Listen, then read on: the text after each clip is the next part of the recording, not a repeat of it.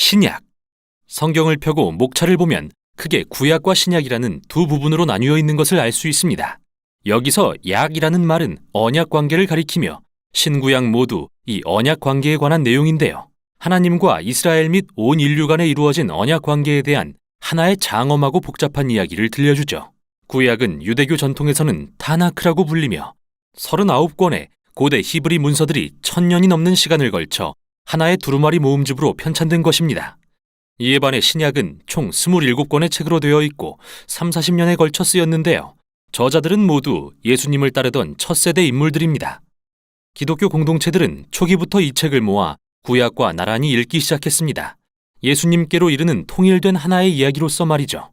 신약은 이야기 형식으로 된 4권의 복음서로 시작합니다. 이 책들은 예수님의 생애, 죽음, 그리고 부활을 증언함으로써 기쁜 소식을 선포하죠.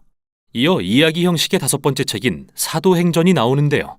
여기서 예수님은 승천하시기 전에 사도들, 즉 보냄받은 자들을 예수의 증인들로 임명하시고 그분에 대한 복음을 온 세상에 전파하라고 명하십니다. 사도행전 다음으로 사도들의 서신이 등장합니다. 이 서신들은 교회라 불린 예수님을 따르는 지역 공동체들의 가르침과 조언을 제공하기 위해 쓰였는데요. 처음 13권의 서신은 사도 바울과 관련이 있고 쓰인 순서가 아니라 긴 글에서 짧은 글 순으로 배치되어 있죠. 그리고 히브리서는 사도들과 가까운 익명의 저자에 의해 쓰였습니다. 다음은 야고보, 유다, 베드로, 그리고 요한의 서신인데요. 둘은 예수님의 형제였고 다른 둘은 첫 제자들이었죠. 신약의 마지막 책인 요한계시록은 7 교회에 보내는 서신으로서 예수님을 따르는 모든 이에게 도전과 위로가 되는 예언을 계시하고 있습니다. 그렇다면 이 신약의 책들이 전하는 내용은 무엇이며 구약과 어떻게 연결되어 하나의 통일된 이야기를 이루는 걸까요? 이렇게 생각해보죠. 성경은 하나의 장대한 이야기로서 여러 막으로 구성되어 있는데요. 구약은 앞부분의 장면들을 소개함으로써 뒤에 나올 이야기를 이해하는 데 필요한 모든 것을 제공합니다. 핵심 주제들과 갈등 구조가 글의 구성 양식들에 따라 배치되어 있죠. 그리고 신약에서는 이 모든 것이 결국 예수님에 대한 이야기로 귀결됩니다. 이게 무슨 뜻인지 보여드리죠. 제1막은 하나님과 온 인류에 대한 것인데요. 하나님은 인간에게 에덴 동산을 주시고 그분의 동역자로서 세상을 다스리도록 하십니다. 그러나 인간은 어리석게도 어둠의 유혹에 빠져 하나님의 지혜를 거역하여 결국 광야로 쫓겨납니다. 그 후 거기서 서로를 죽이기 시작하죠. 그들은 성읍들을 지어 이기심과 압제를 퍼뜨리고 결국 바벨론이라는 크고 악한 도시를 건설합니다. 하지만 하나님은 이 세상과 어리석은 인류를 사랑하셔서 구원하기로 하십니다. 새로운 인간을 보내 우리를 자멸로 이끈 악을 멸하시겠다는 약속으로 말이죠.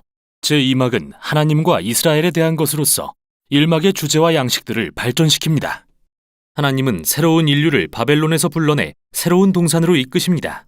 아브라함과 사라, 그의 자손 이스라엘 민족, 그들을 통해 하나님은 열방에 그분의 복을 회복하시겠다고 약속하십니다. 분명 이들은 우리가 기다리는 새로운 인간이지만 이스라엘 민족은 거듭해 하나님께 반역합니다. 결국 자신들의 폭력적인 성읍을 지어가다 자멸에 이르고 다시 바벨론의 포로가 되고 말죠.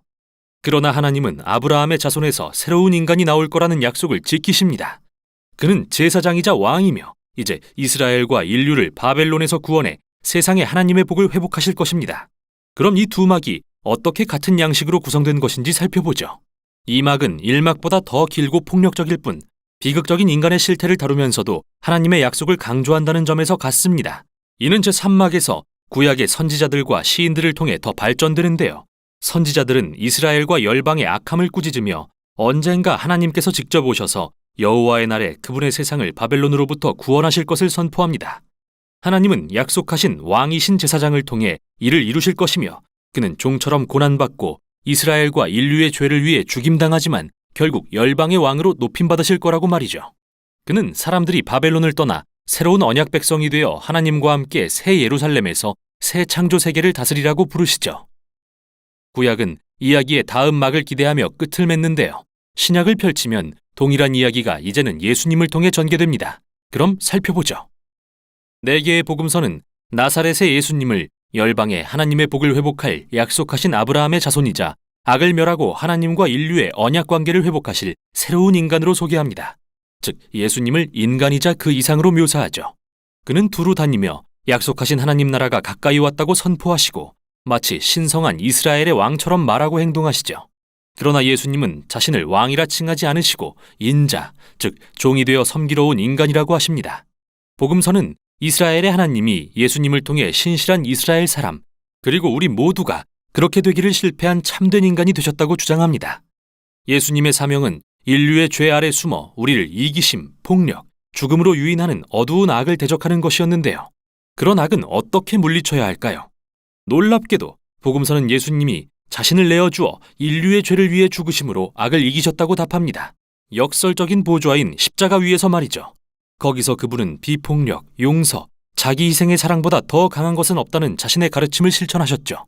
세상을 향한 하나님의 사랑은 악과 죽음보다 강해서 예수님을 부활의 새 생명으로 이끌어 새로운 인간의 원형이 되게 합니다. 그리고 이야기는 사도행전으로 이어집니다. 성령의 권능으로 하나님은 예수님의 제자들이 그분의 삶과 사랑을 세상에 전파하게 하십니다. 옛 인류를 떠나 모든 민족이 하나 되는 예수님의 다민족 가족, 즉 새 인류로 초대합니다. 이제 사도들의 서신이 등장할 차례인데요. 사도들은 초기 기독교 공동체들을 향해 부활하신 왕 예수님에 대한 기쁜 소식이 어떻게 역사를 바꾸고 우리 삶의 모든 영역을 변화시키는지 들려줍니다. 또한 복음을 설명하면서 끊임없이 구약의 이야기들과 예수님의 이야기를 인용함으로써 우리 삶의 이야기를 장대한 성경 이야기의 일부로 이해하는 방법을 소개하죠. 인류가 바벨론의 포로로 붙잡혀 있을 때 예수님이 새로운 집을 세우기 위해 오셨습니다. 우리 모두 저마다의 이기심과 죄라는 이집트의 노예로 살고 있을 때 예수님이 유월절 어린 양으로 죽으심으로 인해 해방되어 약속의 땅에 들어가게 되었죠. 우리의 옛 인류는 죽어 먼지가 되어 마땅한데 예수님의 부활로 새 인류를 위한 새 미래가 열렸습니다. 우린 비록 악한 세대를 살고 있지만 예수님과 성령을 통해 지금 여기에 새로운 창조 세계가 펼쳐진 것이죠. 이제 요한계시록으로 이르면 이 책의 강력한 상징과 이미지를 통해 성경의 모든 이야기가 하나로 합쳐집니다. 예수님은 죽임당한 피 흘리는 어린 양이요 높임을 받으실 만왕의 왕으로 묘사됩니다. 그분은 자신의 백성을 노예와 바벨론의 포로에서 구원하십니다. 그들이 바벨론의 영향력을 거부할 때 죽임당한 어린 양과 함께 고난을 받아야 할지도 모르지만 부활하신 왕을 따른다면 죽음조차 새 창조 세계의 도래를 막지 못할 것입니다.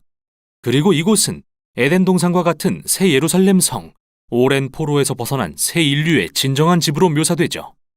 성경의 마지막 장에 이르면 하늘과 땅은 다시 하나가 되고 새 인류는 성경 첫 장에서 받은 사명을 따라 세상을 하나님의 사랑과 능력으로 다스리게 됩니다.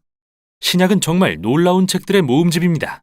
여기에 담긴 사도들의 증언은 우리를 부활하신 예수님께 향하게 하고 성령을 통해 인간의 말이 하나님의 소망의 말씀이 되어 1세기부터 21세기까지 이르고 있습니다. 모든 책이 하나님께서 어떻게 예수님과 성령을 통해 역사의 최종 목표인 새롭게 된 창조 세계로 이끄시는지 보여주죠. 그래서 사실 이 이야기의 끝은 들려지지 않은 새로운 이야기의 시작인 셈입니다. 이게 바로 신약이 전하는 내용입니다.